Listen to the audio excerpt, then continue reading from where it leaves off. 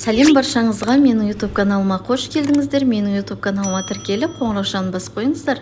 Бүгін үй жағдайында осындай 3 заттан тұратын сыр дайындадым.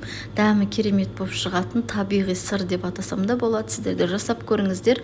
Видеоны соңына шейін көріп, лайк басып, комментарий жазуды ұмытпаңыздар. Мен осылайынан қаймақтың үстіне 4 жұмыртқамызды салып, жақсылап араластырдым. 20% қаймақтың үстіне магазиннің қаймағын пайдаландым. Қолдың қаймағы да жарайды.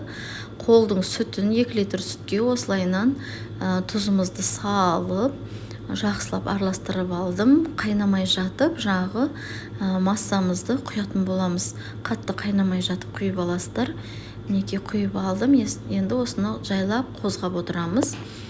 Жай отта, орташа отта осылайынан сары уызы шыққанша, сары суы шыққанша осылайынан қайнатып аламыз. Мінекей сары су шықты, дайын болды. Енді марлыге болмаса мен сияқты орамалға осылайынан барлығын ыстық күйінше салып, үстінен езіп отырып, суын бәрін шығарып аламыз. Осылайынан төгіп отырып, үстіне ауыр зат қоясыздар. Мен осылай шайникке су қойып қойдым. 4 сағат бөлме температурасында, 2 сағат холодильникте қойып барып кестім. Өте дәмді болып шығады. Сіздер де жасап көріңіздер.